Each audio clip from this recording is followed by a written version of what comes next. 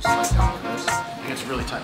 So when we're here, sometimes if you go here, there's a little bit of space, and they can start to like slide out, or maybe especially if you're sweaty, it'll slide out the back. But if I go wrist to wrist, I can get a really good bite, and it starts to already like pre-set up the elbow in the right angle. So what I'm looking to do is I'm not really looking to go from here and push him out. I'm looking for him to get really uncomfortable and him to pull his own head out. Because I don't want to release the pressure and then reapply the pressure. I want to keep the pressure the same and just slide it into position.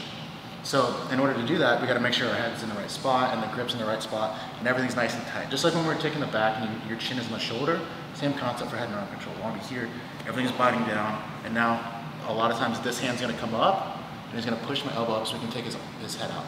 What I'm waiting for this. This is I'm preparing the position to get here. So I go from here, from the butterfly grip to the gable grip, and my posture is already in the right spot. A lot of times when you get the head and arm control, you kind of shrug down, but the moment that he goes to pull his arm up, I'm ready to beat his head into the position. Because remember, he's sliding his head down.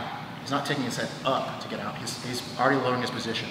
So when he lowers his head, I beat him to the top side. From here, make sure your elbows are nice and flared, and make sure you're pinching the arm. The concept we got to make sure we always focus on is, it's like his position of his arm relative to his body. So whether we're on our back, we're in a standing position, or just in the seated position, the arm needs to be punching up.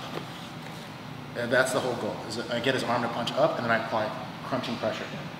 So if for whatever reason his hips are able to come in, maybe I have like loose butterfly hooks, I got to make sure I'm addressing him. I'm always looking to make sure my head's above his and his arm is punching up, just like he's like Superman or something, right? So when I go here, if you want, you can go double butterflies, but sometimes if the person's if they've got a good base, they'll drive in and their arm will go a little bit deeper here, and their hips they'll get in close. So one thing that you can do is you can start to put your feet in the hips here to get like the extra stretch, and it pushes his hips back. If you have the feet in the hips position, you don't need to go back to butterfly to do it. You just go from here and kick the knee. You can come up to mount here, exact same control. It's just a different option. If like maybe, you start off in the butterfly position and you didn't do a good job of framing the neck and they go in a little too deep and they get their elbow like around the corner of their back and they go a little deeper. You can just kind of pull it back out and now his arm gets re-straightened back out. So we're gonna go both feet in the hips. From here, look, my head's still up. I'm gonna take him back. I'm gonna kick the knee. I'm gonna keep the pressure nice and tight. So really the key details are, when I get him head and arm control, I gotta make sure everything's nice and tight, give him a reason to take his head out. When he takes the head out, my head comes up, and I beat him into the position. Okay, if everything goes according to plan, and you don't have to put your feet in the hips, cool, no big deal. But if they get in deep, I'm gonna put my feet in the hips there, just to get the little extra stretch, and it helps my posture get up a little bit more. So as I take him back, don't make the mistake of trying to take him over you, because if I go here, I'm making his arm come out. Right? He can post on the mat there. We gotta stretch him out. So over here, I stretch, or I stretch with my shins. Whatever, however I'm gonna stretch. The goal is I wanna keep his arm pointed up toward the sky. You kick the knee, and come up top. Come up top. Make sure your chest is nice and tight into the shoulder, and then when you're ready, lower your hips. Get everything nice and tight. Collect the position there. The other position lined up, guys, when you get a grip. Especially when you have butterfly, maybe because you're going to palm on one leg in, and then you're going to use butterfly and scissor motion. Like this. So, like I said, it doesn't matter much the way how you're going to finish. What is really matters is the control of the shoulder and the posture of your partner. Okay? If you guys have long arms and the person maybe short arms,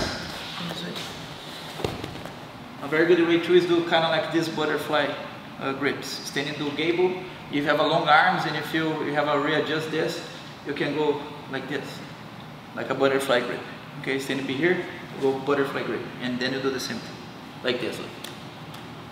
Okay. Anything else?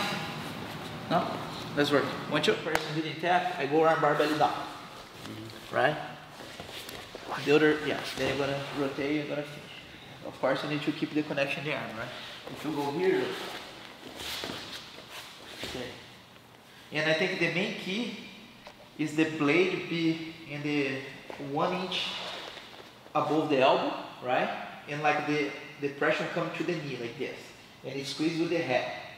And the pressure just going down with the elbow. You see how my wrist apply pressure in the elbow down?